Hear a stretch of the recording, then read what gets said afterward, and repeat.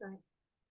I have noticed from our experience in the tantric world and being so deeply involved in the tantric spaces with, let's say, using breath work or sensual practices or embodiment and kink, and coming into the mainstream, people are looking at me like, you breathe during sex? Like, what sensuality mean?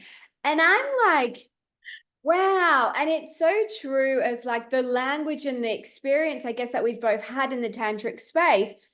It's very unique.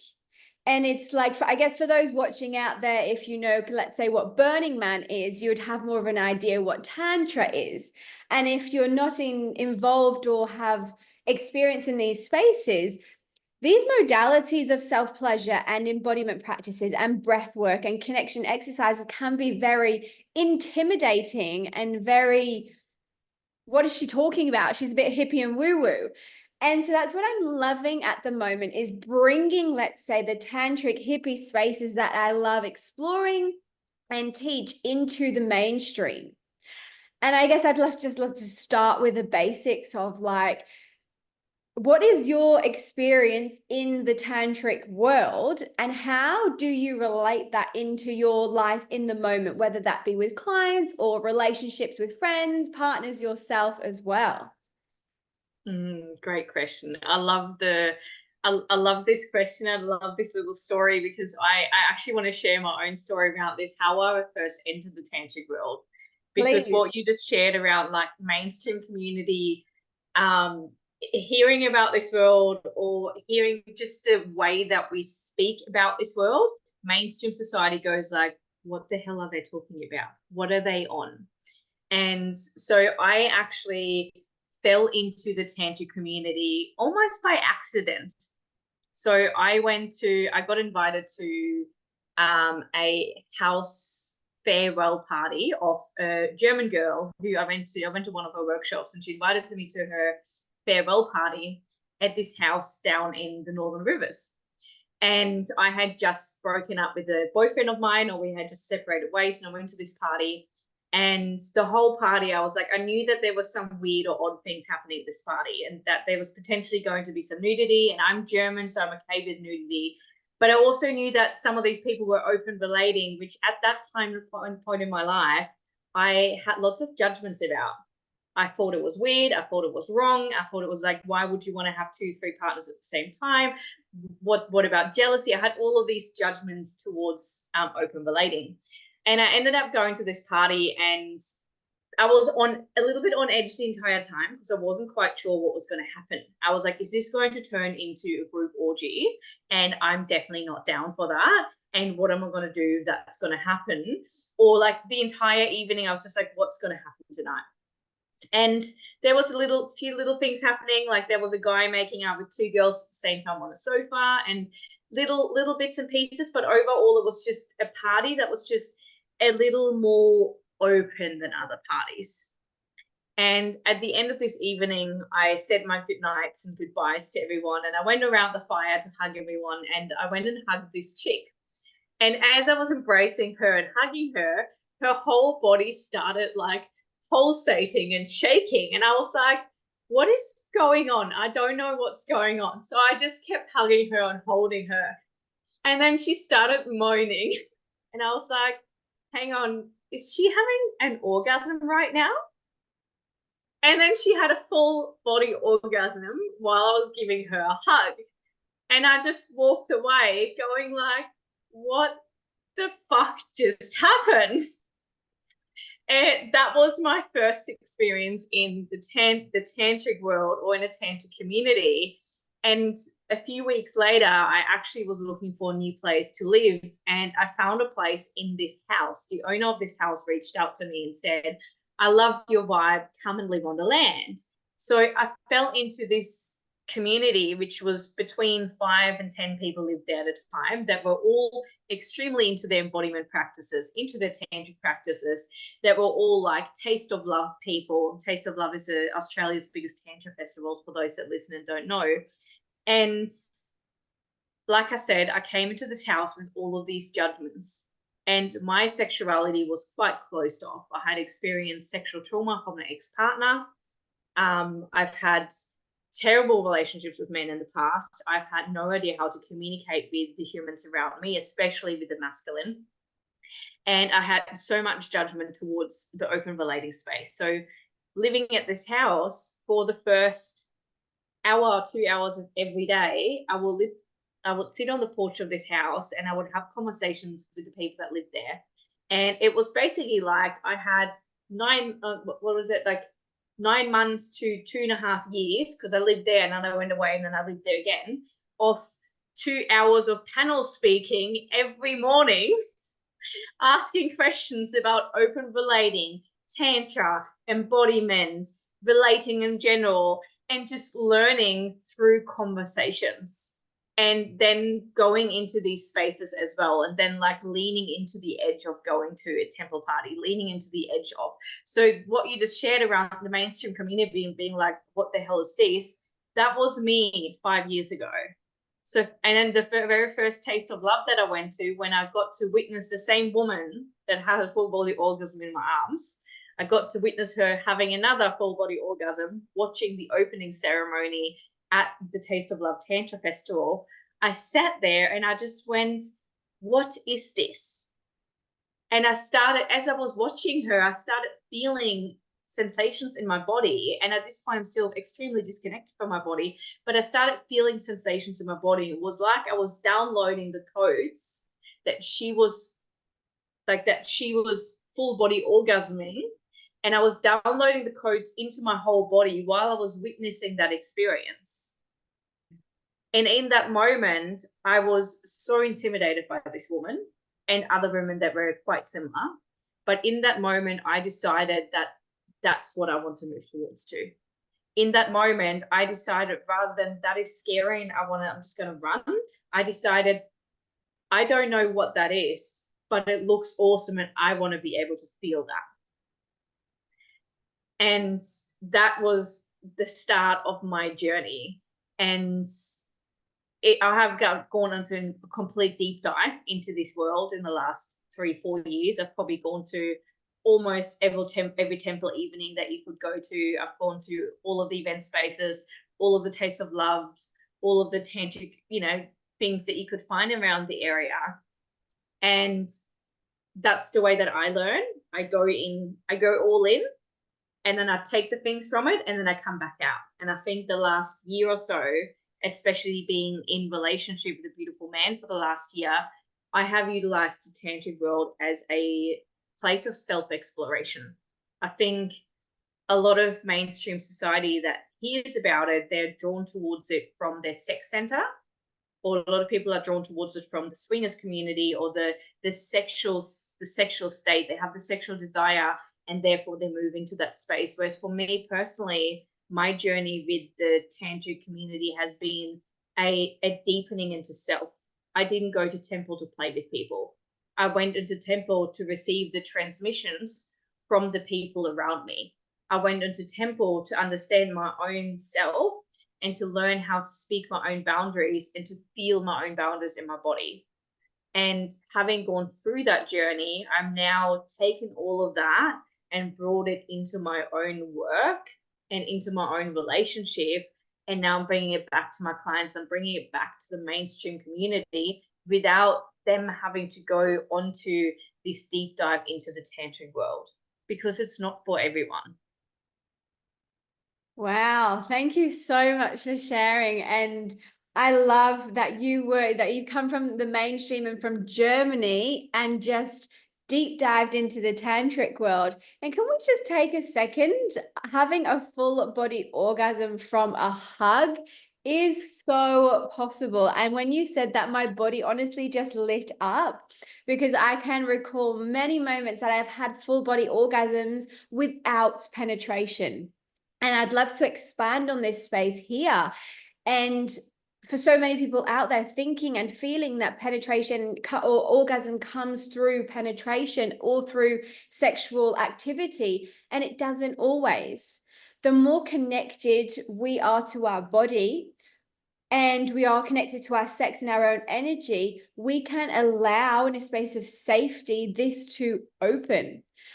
And as you were speaking, what was coming through to me, I also was in a temple, a Tantra party, and I've had obviously a lot of experience in this space. And a guy was holding my hair and like massaging my head at the same time as like pulling me around in a very submissive dominance way. Oh, My yum. my body completely softened.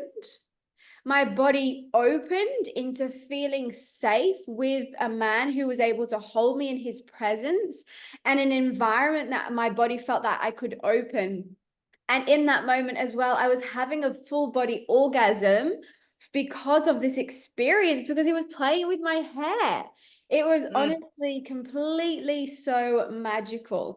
And I guess, look, if you're watching out there, you're listening, you think, oh, I'm just going to go and play with my hair and have a full body orgasm, it's maybe not that easy. So just a couple of steps that you can take to get into that is, we'll start with like embodying and feeling into your body. So warming up your body with simple breathwork exercises. Simple, just deeply inhaling through the nose and exhaling through the mouth. Allowing your mind chatter to calm, allowing your body to feel, connecting with your body, and then maybe adding some touch, allowing your body to connect with your body. This can be obviously with yourself or with your partner. Exploring different types of touch on your body that you may never have touched before, such as behind your ears or underneath the feet, and allowing this to come through. And the more you're going, you'll be able to notice that your body is now opening and feeling a lot more safer, and I guess more excitement and curiosity into the exploration of what's possible.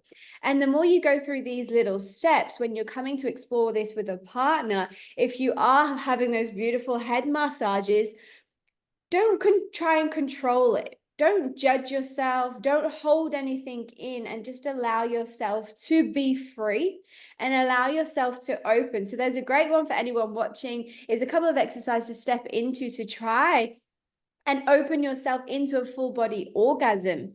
And I guess like I can imagine people out there are watching, I guess, what does that look like if you're pulling your hair and you're not having sex? It's like, well, imagine what your body feels like when you come to have an orgasm during sex, and just take away the penetration and connect that with yourself. The internal feeling is the same. It's not always what it looks like, but it's the internal feeling that we have of like the ripple effect of the energy rising through the body. And then obviously that can be taken into the bedroom, but it's such a magical way to explore not only your own body, your own sexuality, your own feelings within your body, and that with your partner as well. Especially for women to come into a different way of feeling that's not just, let's say, maybe touch through a massage, and actually feeling internal emotions that can lead to full body orgasms. I mean, this is just turning me on thinking about it. I love that. I love those little steps around the breath work and the softness and the presence. And one of the things that I always say to couples that I work with, if they desire to deepen in intimacy, and I think what I see most is couples that are stuck in a pattern, that sex is just another pattern of 1, 2, 3, this is how we do it. And one of the first things that I invite couples to dive into is to actually completely remove the goal of penetration or the goal of orgasm. It's like, because when I have a goal, when I'm focused on where we're going, I'm not in the present moment. I'm focusing so much on what's going to happen there rather than the ability to actually stay right here and being present. And I can't have a full body orgasm, or can't open to the amount of pleasure that's available if I'm not here present with what's happening. So if you're listening and you're like, I've got no idea how to get to that, those practices that Katie just shared, they're really great. And can I remove penetration? Can I completely take that off the table? Can we just explore touch with each other and talk about, and there's 4 words that I really love using that are really great for intimacy. When you are exploring sensual play or sensual exploration with your partner, utilize these 4 words to support each other to know, is this good? Is this not good? Do I want more? Do I want more? Less? Which is about the speed and the firm, like how firm do I touch? So harder, faster, slower, softer. Mm. And just those 4 words, if you're taking your partner on a sensual journey and you're just giving them the opportunity to fully receive, meaning that you just get to receive, you're not giving anything back. If I have to think about reciprocating and giving back at the same time, it's going to be really hard to allow my body to surrender and open to more pleasure. Can I just be and receive and allow my body to move and utilize these words to let my partner know what this is like? Do I want it harder, faster, slower, softer? Beautiful. And it is really just the simple little touches of those 4 words that can expand into the pleasure. And for those who are maybe wondering, okay, I really want to try this and explore this with my partner, but how on earth do I start or bring this up? And so what I'd love for, if this is you and you're something that you're wanting to explore, what I'd love to invite you to do is say to your partner, hey, how do you feel having a bit of a different type of date night tonight? Or let's romanticize over something different, an activity that we've never tried before, and get curious and a way of learning more about each other. All you've simply got to do is get the massage oil, get some candles, put the candles in the room, and if you've got a splash blanket, put the splash blanket on the bed. Splash blanket is a waterproof, luxurious blanket that is great for splash and messes water-leak fluids in the bedroom. So I'll put the links in there for that if you want to get your hands on the splash blanket. You put this on the bed so then we avoid needing to change the sheets all the time. You've got your splash blanket down, you've got the candles out, you've got your massage oil. And then one person is going to give and one person is going to receive. And just literally using the simple words as you have stated, faster, slower, harder. 4th one? Faster, slower, harder, softer. Softer, yeah. And simply using those 4 words. And I invite you to try different parts of the body. So for example, if you're using your arm, maybe you like it slower on the arm, whereas compared to your legs, you like it harder and deeper. And like your voice as well, this is going to boost the communication within your relationship, not only in the bedroom, but also outside of the bedroom. Because if you are in your most vulnerable states now in the bedroom and you're being seen in your full essence for who you are, and having the ability to communicate from a space of, I actually desire this, or this doesn't feel good, or this does make me feel good. Can I have more of this? You can also use that into your daily life as well, whether that be in a work situation or with your partners, knowing that you can communicate, that you can find your voice and you can speak up. Which I guess leads us on to communication in the bedroom and communication with your partners, which both of us are passionate about in the world of relationship and intimacy coaching like we do. And I'd love for you to like expand on maybe two ways that if someone is in the bedroom and they are feeling anxious about communicating or not sure how to step up, what steps could they take to open themselves more into that so they can have the pleasure that is there waiting for them? They just need to use a few little words. Yeah, great. One of the things that really stands out for me that I think is super important to recognize prior to diving into intimacy is the safety of the nervous system and knowing that we're actually feeling safe prior to diving into intimacy. Because if I go into intimacy, sexual intimacy especially, but there's a part of me that doesn't feel safe, then the part of me that doesn't feel safe to speak up will not feel safe to speak up even more. And that is when I get myself into situations where afterwards I regret what happened. And then I build resentfulness, and then I have feelings of anger or whatever it might be towards myself or towards my partner. So that's probably the number one thing. It's like recognizing, knowing within myself, where do I feel safe? How do I feel safe? What do I need to create safety in my own body again? There's actually one really simple practice that we can do right now, and if you're listening to this right now, you can do this right now with us, which is it's called resourcing. And it's to simply start looking around the space and the room that you're in right now and notice where your body is in relation to the space around you. And what this simple practice does is it expands your peripheral vision. And when you are in a state of trauma response of fight, flight, freeze, or fawn, you also don't have a peripheral vision anymore. You're so honed in on the problem, on the trigger, on whatever that might be. So doing this simple practice, it expands your awareness and it supports your nervous system to let you know, it's like, hey, you're actually okay, you're actually safe, which will expand your capacity to maybe find that voice in that moment. So that's number one, just one really simple practice that you can practice at any point in time. It doesn't have to be intimacy. It might just be in a communication with your partner when there's conflict or whatever else it might be. And the second piece that I love to speak into is a communication framework that I would probably invite every couple to dive into prior to diving into intimacy. And this doesn't have to be talked about every single time we dive into intimacy, but especially if we're trying out something new or something different, which is the RBDSMA conversation. And maybe we'll pop it in the show notes as well, what it stands for, so that you guys can come back to it. But the R is the relationship. What kind of relationship is this? It's more relevant for people that are getting into dating and into intimacy with a new partner. This might be something that I ask on the first date or the second date, asking about what kind of relationship do you want, or what kind of relating do you do? Are you monogamous or polyamorous, or whatever it might be? The B is about boundaries. And if we put this into the context of intimacy and intimacy play, what are the boundaries for this session for us today?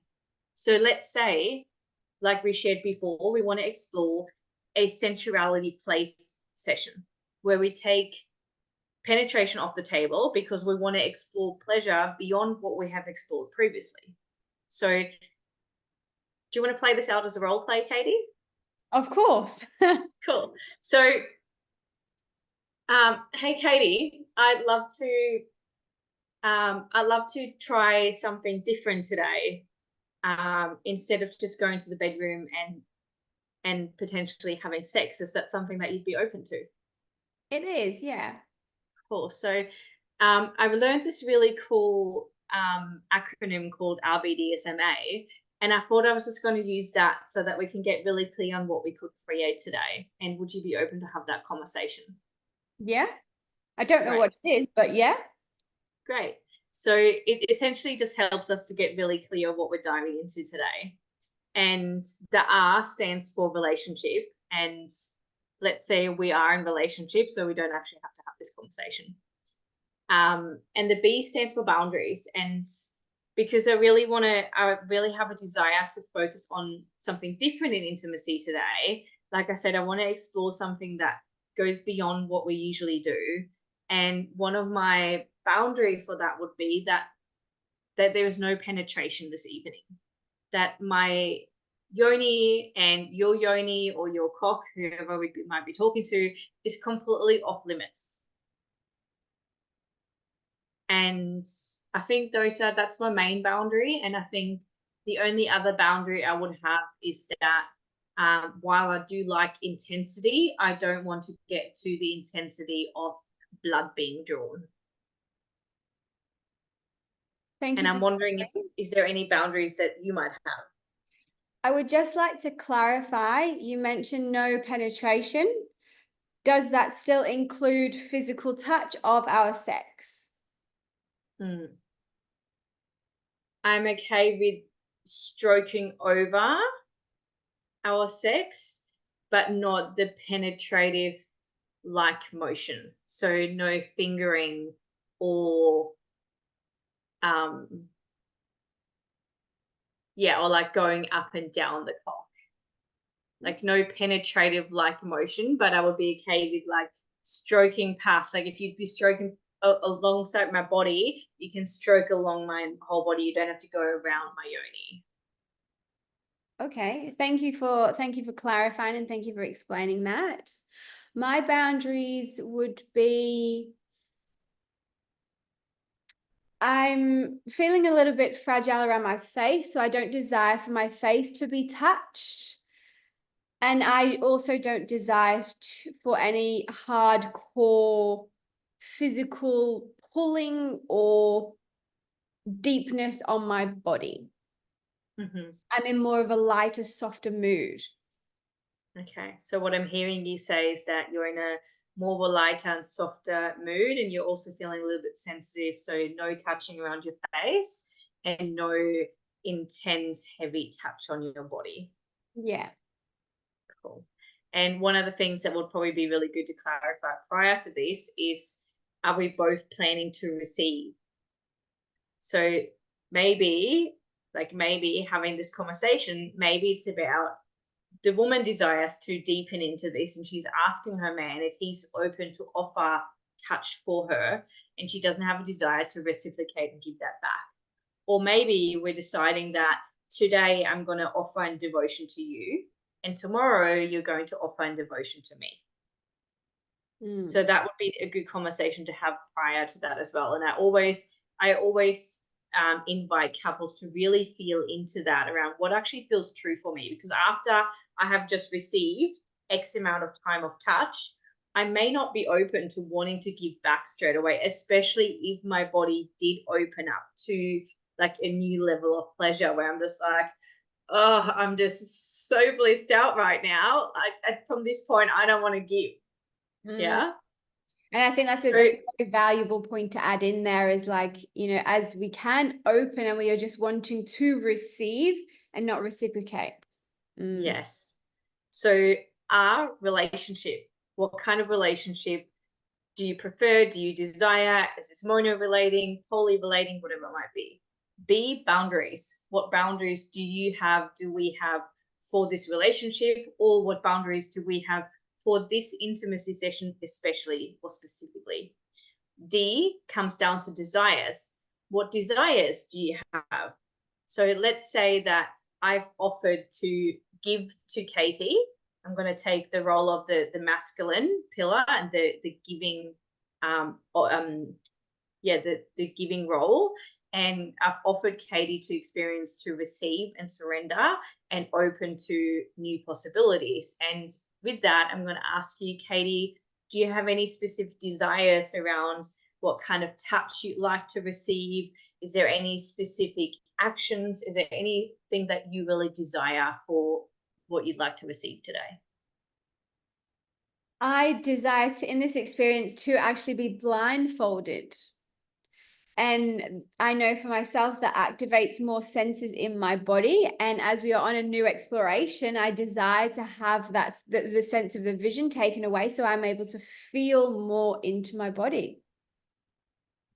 Great. I love that. I love that you know that that's what you want. And I'm wondering if it would feel okay for you if we would just simply eye gaze for a little bit before I blindfold you. I find for me it's really important to connect through the eyes before intimacy or even in intimacy. And I also appreciate the feeling of taking the sensation of your vision away. So if you're open to eye gaze for a little bit prior to engaging into intimacy, then I'm so open to blindfold you afterwards. Yes, I do love eye gazing, and it's definitely adds that flavor into intimacy. And I could be, you know, in the role play situation that we're playing here, I was like, I am, but I feel a little bit uncomfortable looking into someone else's eyes. Yeah, great. Thank you. So R, B, D, S is about sexual health. So this is specifically important if we are relating with a new person. And the question is, when was your last sexual health test and what were the results of that? And also, what do we do for sexual health? So what are our prevention methods? Like, is the other person's one person on the pill? Are we using condoms? Are we all of the different things? And sometimes the question that you could go further down the rabbit hole here and ask what was to happen if the woman was to fall pregnant, what actions would we take? I think this is something that not many people discuss prior to having sex, but it's actually something that's quite important, especially if you are a body with a cock and you have the ability to create life. There is a responsibility in that if you come in a woman and she was to be pregnant and she chose to keep the child, you've taken on that responsibility of creating life. So I always see that relationship is a conversation between two people and a co-creation between two people. So have these conversations that are important for intimacy. So R, relationship, B, boundaries, D, desires, S, sexual health, M, meaning. What is the meaning of this? So for new relationship, let's say we're having sex for the very first time. What's the meaning of this? We're having sex. Oh my God, that means we're in a relationship, right? You're my man. That's what the anxiously attached person would say. And the avoidantly attached person, or someone that's just down for some fun, they'd be like, we're just having sex. I'm so fuck. Yeah. So how many times, for those that are listening, and I know I can put my hand up for this, how many times has this happened that you've had sex with someone and you thought that meant so much more, and then maybe they ghosted you, or then maybe the conversation just like flowed out and it never went anywhere. So this is why it's so important. What is the meaning of this? For the first time in engaging intimacy, if we were to have sex, what is the meaning of that? Or for the role play that we played out before, for us diving into me offering Katie a exploration of sensual touch and opening her body into deeper pleasure, what is the meaning of this? So I can ask her that question, or I can share my meaning, because I always want to make this a collaborative conversations about what my beliefs and what my desires are, what her beliefs and her desires are. So Katie, offering you this session today, or offering you this, this touch today and creating things differently, to be honest, I'm not quite sure yet what that's going to mean for our relationship and our intimacy, because it's something new that we haven't explored yet. So for me right now, the meaning of it is that we're exploring something new, and I would love to have a conversation about it afterwards around what we liked about it and maybe how we can incorporate that into our relationship afterwards. But personally, for me, penetrative sex is really important. So just because I'm offering this to you today doesn't mean that this is something that I'm open to offer you every single night of the week. And I'm wondering, what is the meaning of this for you? Beautiful. I loved all that you shared within that. And just to carry on, the meaning in this experience that we're talking about would be for me just to simply receive. I desire for my body to be in a state of receiving and feeling the love, receiving the love that you would be giving to me, and allowing my body to embrace and to soak it all up. And allow myself to come into a full body orgasm at the end. Great. Amazing. Beautiful. Thank you. So what I'm hearing you say, and this is the second time I'm saying this, so for the audience, you might be picking this up. This is really a really great active listening skill that you can pick up for better communication in your relationship, is to repeat back to your partner what you're actually hearing them say. What I'm hearing you say, Katie, is that you're sharing that the meaning of this is for you to simply receive and to open to the depth of pleasure available, and ideally to come to full body orgasm at the end. But it's really just about the biggest piece for you to really receive the depth of my love. Yeah. Right. And the reason why we do this exercise of what I'm hearing you say is because so many times in relationship, we hear something completely different to what our partner says, because of our own stories, because of our own conditioning, because of our own past.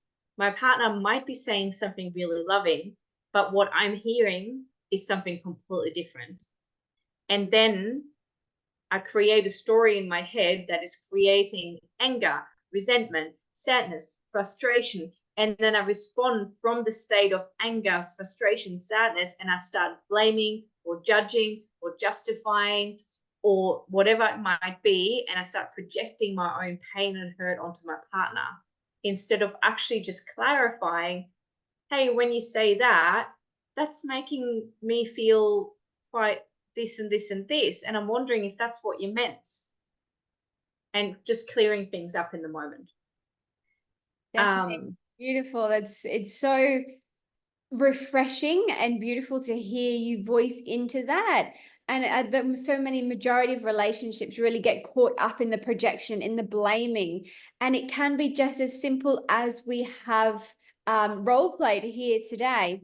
But it's all about coming back to yourself. If you're noticing that you are in a moment of fire, if you are in a moment of, yeah, okay, I am projecting or I am shaming the other person, just sit with yourself.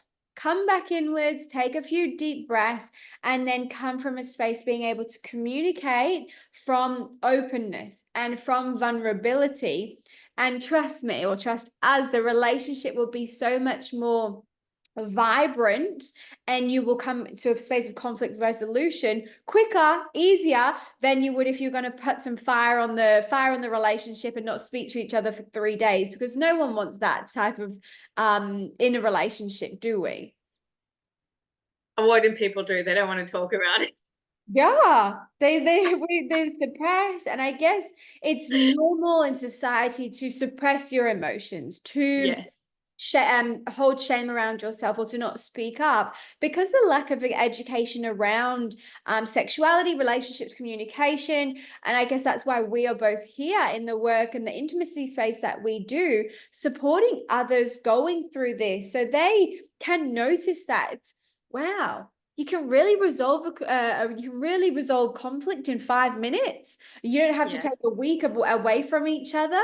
Yeah. No, it's just Yeah. really coming back to that space. I'd love if anyone is out there watching and this is landing for you and you're desiring to learn more about this, you can reach out to Leo or myself, and as we are in this space and noticing in this conversation how simple it is to recalibrate and reconnect with each other from a space of Yes. vulnerability and love. Yes. Mm. So And then true. you get more of the full body orgasms. Yes. And I want to add to that.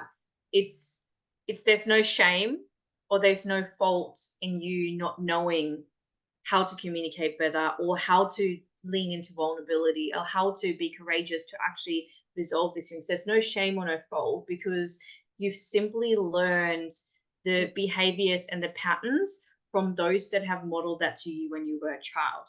And unfortunately, most people have had unhealthy relationships patterns modeled to them their entire life.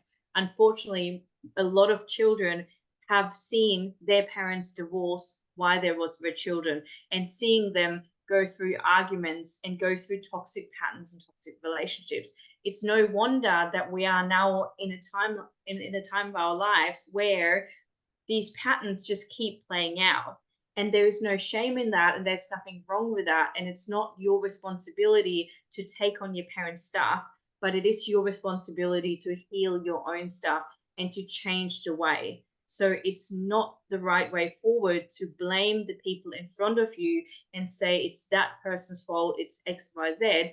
But it is your responsibility to go, you know what? I've got some stuff to figure out. If I learn new and better ways, and I understood my own attachment wounding, and I understood how my anxious or avoidant or disorganized attachment is playing out, or how my trauma is playing out, and I bring awareness to that, and I process that on a somatic level, and I learn better tools and practices that I can bring back to the relationship. This is where you can take your relationship from mediocre to magic. And that is what is required to create full body orgasmic bliss. Because my body is not able to open if I'm not feeling safe. And if I have all of this stuff stored away, like arguments, resentment, emotions that are just sitting in between me and my partner, my body doesn't feel safe to open. So it's the stuff that needs to be cleared out to be able to create deeper intimacy. And it's so possible with Yes. the right guidelines, with the right support, and also the desire to want to know that this type of relationship that we're speaking about is possible. And I think that's why we are so passionate about the work that we do, because we have had anxiously attached avoidant relationships, people pleasing, codependent relationships, and then we've come into a space of alignment with ourselves and healed. And now we have the space where we are involving ourselves in harmonious, beautiful, loving, simple relationships. And it's so possible, and it's so yummy when you can get to that space of simple conflict resolution, simple asking for your desires, speaking up your needs, speaking up your wants, rather than feeling that you're walking on eggshells, rather than being scared to voice something to your partner, or worried about what he's going to say if you do speak up, if you do something wrong. That's not the way your body wants to feel. It's not the way your body wants to live. And now, as you said, somatically shifting through these processes, you can come into full ecstatic bliss. Yes. Oh. On that note, I want to finish off the acronym that we started, and I'm just going to keep repeating it for the audience so it keeps bringing the awareness into your unconscious mind, and you'll hopefully remember most of it. So it was the RBDSMA: R for relationship, B for boundaries, D for desires, S for sexual health, M for meaning, and A is my very first, very important one that I feel like nobody gets taught and nobody knows about, and it's the aftercare piece. Ooh. And it's, hey, Katie, when we finish, and maybe you've had your full body orgasmic bliss, so maybe you haven't, that's okay. But when we finish at the end of today, what is it that you need afterwards? What's the aftercare piece that you desire to feel held and safe? Is there anything that you need after this interaction today or tomorrow? After our interaction, I would just love a cuddle and just to sink in and just feel blissful. But also I feel that after the experience, I will communicate more in that space then, because my body will be in a different space and I'll be able to feel into what I actually need in that moment, rather than just thinking what I think I would need now.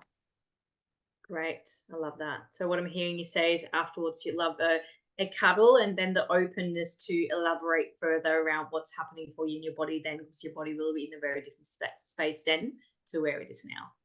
Yeah. Great. Right. And that is a really good example of someone that knows themselves deeply, and someone that is embodied enough in their truth, and that knows that she has the words to communicate at the time when needed. However, most people don't have the voice to communicate in the mediocre world, and they get to a point where one person or both people, hopefully both people, a lot of the time, unfortunately, only one person has an orgasm, and they fall down onto bed, and then they're like, okay, shower time, and they just get up without saying anything, and then it leaves one person laying in bed feeling disconnected after the act of intimacy, which is the thing that should bring us so close together, but it leaves us feeling so disconnected. And I remember I've been in that in my past long-term relationship where I was together with my man for 6 years, and the amount of times that after sex, I thought sex was the piece that would bring us together, and after sex I would just lay there and I would feel so alone, and I would feel so defeated and uncomfortable in my body, but I had no idea how to express this. I had no idea how to express, hey, can you just hold me? Can you just cuddle me? And he'd just get off, come, and then go and have a shower, and then roll into bed and put a show on his laptop and not even look at me again. And I was just like, wow. So this aftercare piece, if you are a man or someone that is in the masculine role in relationship, and you're listening to this and you ask your woman what she desires after sex, most women will be like, wow, where's this come from? What language is he speaking? Yeah. And this is exactly where we started, right? What language is this that we're speaking? I've just talked to a friend of mine earlier around this, around how something that I'm actually personally struggling a little bit with my business is that my language doesn't always match the language of my ideal target market, because I am speaking in the realm of embodiment, in the realm of Tantra, in the realm of like this magic that I'm creating. And it feels so far away for the mainstream society that they're like, I don't know what that is. I don't know that that exists. And it's like bringing that back to earth of like, no, this does exist, but how can I show mainstream society in a way that they can also see it and feel it, and that they will want to move towards that? Because I'm not saying this is available just at, the click of your fingers. I'm saying this is available with doing the work. This is available with understanding yourself deeply. This is available with learning the communication tools and practices, like the embodiment practices that Katie shared earlier around the breath and sound and movement, and the doing that with your body and trying out different touches, utilizing different communication tools like the RBDSMA conversation, understanding your attachment theory, and continuously deepening into that, deepening into presence and deepening into compassion and deepening into love with one another. I think I can imagine people like out there listening or watching thinking, you have to go through all of that just to have sex and intimacy. But if you were able to tap into that, and if you allowed your space, you don't have to do it every time, but if you allowed some spaces to have this conversation, honestly, your sex is just going to rocket. And we can both speak for that. And it's proven as well, the more vulnerable, open communication that you can have, it's a type of foreplay. Communication is foreplay. The more that you engaging that into your body, you're feeling that, you're talking about sex, you're igniting it. When you come to take that into the bedroom, it's just going to rock it. And it is so beautiful. And acknowledging, especially for women change constantly. So I voiced before in the role play, I'm feeling a little bit fragile and more of the softer side. But there is also times that I just want to be pinned down and let's go, and really feel my erotic passion and pleasure come through. So that's why the communication piece in any scenario is so important. As you really can tap inwards, like you said, deepen in the process with yourself, deepen in that connection that you have to self, and allowing that to come through. So you live in more of a pleasurable life. Like I am all about living such a passionate, pleasurable life within myself and sharing that with my clients and in the world that I live, because I was in the disconnected space and for the majority of my previous life. And now I've had that taste for what real intimacy and real connection can be. I'm only going up here now. I'm only wanting more of this, and not, not just wanting to settle for someone after we've had a sexual experience who just jumps off and jumps in the shower. That's fine, but just communicate that with me. And hey, also, I'll come and jump in the shower with you so we can have our connection with touch, and then move on throughout the day within that. But this is honestly, this has been such a magical conversation. I absolutely love it. If I'll put the links below, but if anyone's wanting to reach out to you or to dive deeper into communication with you, how can they reach you? Yes, so the best two places to connect with me is either on Instagram at Leo Blank Official, or on Facebook, just on my personal profile. You can follow me, and I actually put up a lot of really like supportive posts that will support you, which is just Leo Blank, and Blank is BLANKE, and Katie will probably put that in the show notes as well. And because we did talk so much about communication today as well, I'm in the process of creating something new that hasn't fully launched out there in the world yet, but I'm talking to people in my DMs at the moment about it, which is a 30-day relationship reset, which I'm starting in August. So I run a lot of in-person events between the Sunshine Coast and the Gold Coast. And in the last 4 or 5 years, I've run over 100 events and probably worked with thousands of people by now. Just this year, I've worked with about 200 people through my events and through my one-on-one spaces. But yeah, for those people that are listening and that aren't on the Sunny Coast or the Gold Coast, I've got this event that I've created as a 30-day relationship reset online, which is launching over the next few days, few weeks. It's happening in August and will probably happen every 2 to 3 months after that. Amazing. And I think that's so valuable, like, you know, putting that online and valuable for those who have listened to our conversation and knowing that there is a way to change, but just needing those little steps to open the doors to get into that. So beautiful. Amazing. I've absolutely loved this. Yeah, Thank you. me too. Thank you so much. And yeah, if anyone has any questions or is curious about the work we do, you can always pop it in the comments or reach out to one of us. And we'll have to, I'm sure we'll have to do a season 2 on this one, Leo. Lots of love. Yes.